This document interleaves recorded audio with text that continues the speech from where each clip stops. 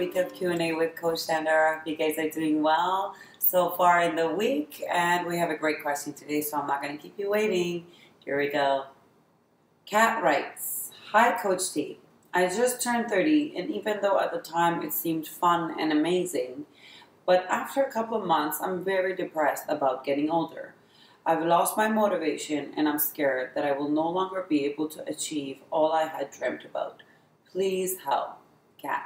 Well, Kat, thank you so much for writing in. That's a very good question, actually. A lot of people set goals for 20s, 30s, 40s, 50s, 60s, and on because they want to go back and see how much they achieved in a decade. Did they reach their goals? What am I going to be remembered for is the question. And that's actually one of the most popular questions asked before people dying. They were saying, I hope I'm going to be remembered for something.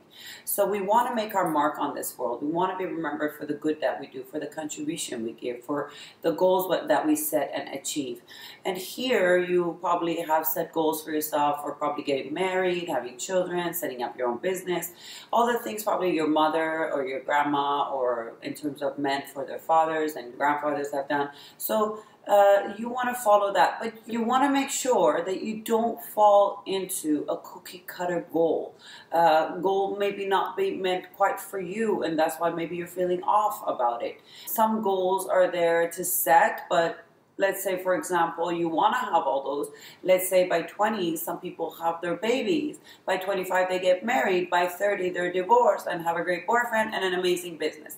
So it doesn't necessarily fall into that order that we tend to keep it, and we have such a lockdown on it and chaining it down.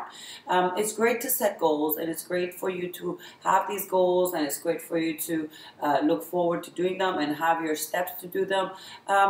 But not to chain them down so much, and that by this age they have to happen. You have to let go of that and let it take its own path. It will happen, definitely. If you want it that bad, you set your ducks straight, and you have your goals set, and you have your values straightened up, and you have everything set to go, it will happen.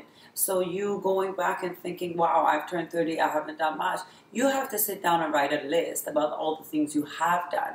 Focus on what you've done rather than what you don't have, because that's what's depressing you. That's what's making you sad.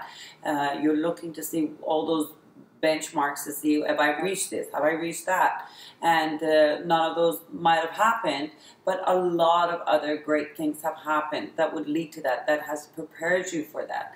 So don't forget about those. Every year, as I've mentioned before, I throw a massive bash for my birthday. I really celebrate it. Even if it's not a massive bash, I celebrate big, because it's celebrating life. It's celebrating another year of being born, another year of breathing, another year of being healthy, another year of living. And I always tell those who are complaining, say, oh my God, I got older. I do mention this to them, that if you're thinking that way, what kind of hope are you giving the child who's fighting in the hospital, 2, 3 years old, fighting a disease, and that child doesn't know whether they're going to live the next day or not? And here you are complaining about a healthy, good life that you have. So celebrate what you have. Appreciate it. And another thing is, when people get depressed about something, it's because maybe you're concentrating too much on you and what you've done and what you haven't done. If you get too involved in that, it will down spiral into a depression. What I would suggest to you is get out there, help someone. Contribution always helps you, make you feel better.